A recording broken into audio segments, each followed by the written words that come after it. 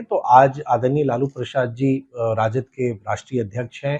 आदरणीय श्रीमती राबड़ी देवी जी बिहार विधान परिषद की सदस्य हैं। आप स्वयं उप मुख्यमंत्री हैं। आपके भाई भी सरकार में मंत्री हैं। आपकी बड़ी बहन राज्यसभा की मेंबर हैं। तो आप ये परिवारवाद नहीं है तो ये फिर क्या है?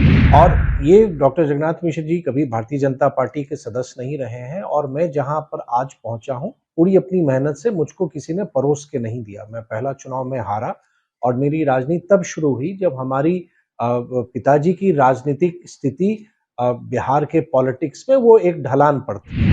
पहली बात मैं बता दूं कि 25 वर्ष मुझको हो चुके हैं सार्वजनिक जीवन में और मुझ पर आज तक कोई भ्रष्टाचार के या किसी तरह के कोई आरोप नहीं लगे हैं, ना मैं किसी विवाद में रहा हूं। तो कृपया करके आप अपनी तुलना मुझसे ना करें, क्योंकि आप तो सिर्फ ऑर्डर स्कैम की बात आपने की है, लेकिन आईआरसीटीसी का जिक्र आप नहीं करते हैं, आप लैंड फॉर जॉब की बात आप नहीं करते हैं। और जो बार बार जो ये बात सामने आती है, चाहे डिसप्रोपोर्शनेट एसेट के भी जो केसेस होते हैं, कभी हम पर या हमारे परिवार पर कभी कोई अकूत संपत्ति अर्जित करने का कोई आरोप नहीं लगा है। नमस्कार, आप देख रहे हैं न्यूज फॉर नेशन और मैं हूं सांत्वना आपके साथ। बिहार के उप मुख्यमंत्री तेजस्वी यादव को बिहार के झंझारपुर के विधायक और बिहार सरकार में पूर्व मंत्री रह चुके नीतीश मिश्र ने सुबह सुबह खुली चुनौती दे डाली है। नीतीश मिश्र का गुस्सा लालू परिवार और उप मुख्यमंत्री तेजस्वी यादव पर फूट पड़ा है और इसके पीछे की वजह चारा घोटाले का मामला है। जहां बिहार विधानसभा के मॉनसून सत्र के दौरान सदन के भीतर तेजस्वी यादव ने नीतीश मिश्र और उनके पिता जगन्नाथ मिश्र की संलिप्तता चारा घोटाले के मामले से जोड़कर कुछ बातें कही थी, जिस पर अब बीजेपी की बड़ी प्रतिक्रिया सामने आ चुकी है और नीतीश मिश्र ने तेजस्वी यादव को बहस करने की सार्वजनिक मंच पर खुली चुनौती दे डाली है। उन्होंने तेजस्वी यादव को अल्टीमेटम दिया है और साफ साफ समझा दिया है। क्या कुछ कहना है नीतीश मिश्र का, किस तरीके से तेजस्वी यादव को वो खुली चुनौती दे रहे हैं, छोड़े जाते इस पूरे वीडियो के साथ। कल भारतीय जनता पार्टी के द्वारा विधानसभा मार्च का कार्यक्रम था और हम सभी लोग भारतीय जनता पार्टी के विधायक उस मार्च में थे, जहां पे पूरे देश ने स्थानीय प्रशासन की बर्बरता को देखा है। उस कार्यक्रम में हम लोग सम्मिलित हुए थे। बाद में सोशल मीडिया के माध्यम से मुझको ये देखने को मिला कि बिहार के उप मुख्यमंत्री श्री तेजस्वी प्रसाद यादव जी ने अपने संबोधन में कुछ मेरा भी जिक्र किया और हमारे पिताजी डॉक्टर जगन्नाथ मिश्र जी का भी उल्लेख उन्होंने किया। विशेष रूप से दो बातें उन्होंने कल सदन में रखी, जिसमें हमारा संदर्भ आया, एक परिवारवाद के संदर्भ में और एक फॉर्डर स्कैम के संदर्भ में।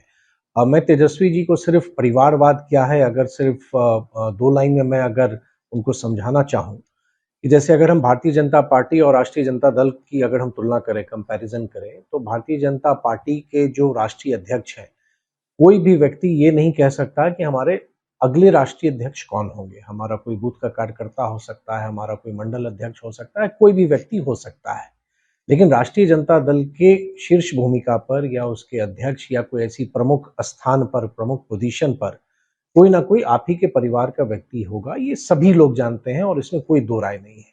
तो सही मायने में अगर आप परिवारवाद समझना चाहें, परिवारवाद को आप डिफाइन करना चाहें, तो रियल परिवारवाद ये है कि जो पावर है, जो पोजीशंस हैं, वो अपने ही फैमिली के इर्द गिर्द घूमता है। अगर इसी संदर्भ को हम आगे अगर बढ़ाएं तो आज आदरणीय लालू प्रसाद जी राजद के राष्ट्रीय अध्यक्ष हैं। आदरणीय श्रीमती राबड़ी देवी जी बिहार विधान परिषद की सदस्य हैं। आप स्वयं उप मुख्यमंत्री हैं। आपके भाई भी सरकार में मंत्री हैं। आपकी बड़ी बहन राज्यसभा की मेंबर हैं। तो आप ये परिवारवाद नहीं है तो ये फिर क्या है? जहां तक मेरा संदर्भ है, मैं आपको याद दिला दूं, आप बहुत छोटे रहे होंगे उस समय।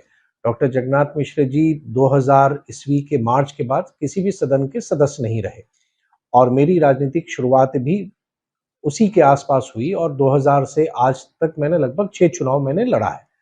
और ये डॉक्टर जगन्नाथ मिश्र जी कभी भारतीय जनता पार्टी के सदस्य नहीं रहे हैं और मैं जहां पर आज पहुंचा हूं पूरी अपनी मेहनत से, मुझको किसी ने परोस के नहीं दिया। मैं पहला चुनाव में हारा और मेरी राजनीति तब शुरू हुई जब हमारी पिताजी की राजनीतिक स्थिति बिहार के पॉलिटिक्स में वो एक ढलान पर थी।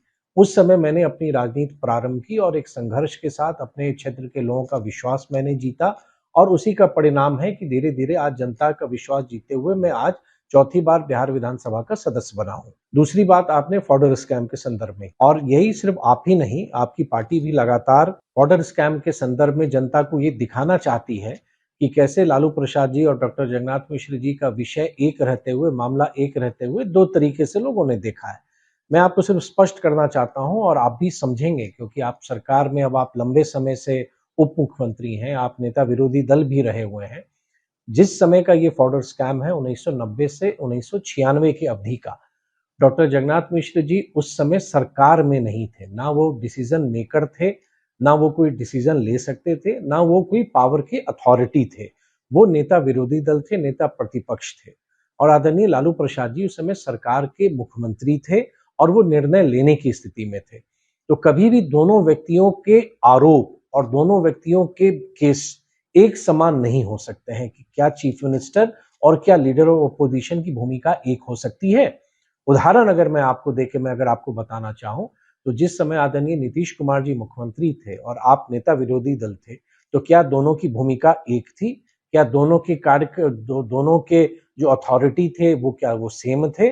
और अगर हम आज के कंटेक्स्ट में बात करें तो आदरणीय नीतीश कुमार जी जो मुख्यमंत्री हैं और आदरणीय विजय सिन्हा जी जो नेता प्रतिपक्ष हैं, क्या दोनों की भूमिका एक जैसी हो सकती है?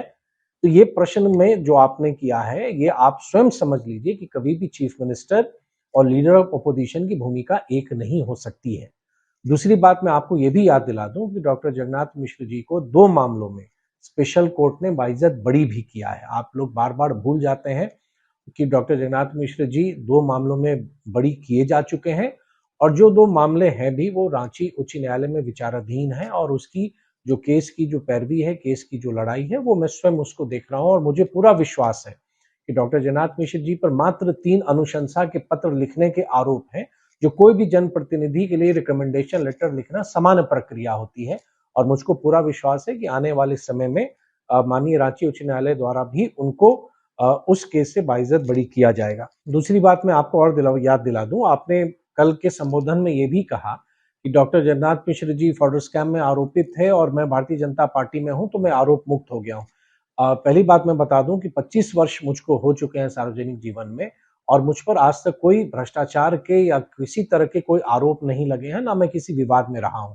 तो कृपया करके आप अपनी तुलना मुझसे ना करें, क्योंकि आप तो सिर्फ फॉर्डर स्कैम की बात आपने की है, लेकिन आईआरसीटीसी का जिक्र आप नहीं करते हैं, आप लैंड फॉर जॉब की बात आप नहीं करते हैं, और जो बार-बार जो ये बात सामने आती है, चाहे डिस्प्रपोर्शनेट एसेट के भी जो केसेस होते हैं, कभी हम पर या हमारे परिवार पर कभी कोई अकूत संपत्ति अर्जित करने का कोई आरोप नहीं लगा है।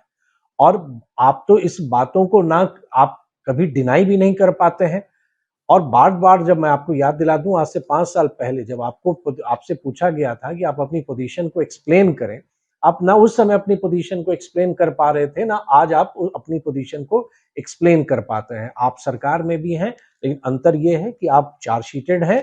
भले आने वाले समय में न्यायालय आपको दोषी करार दे या आपको दोष मुक्त करार दे, ये तो समय आगे चल के ये मालूम चलेगा कि क्या होता है।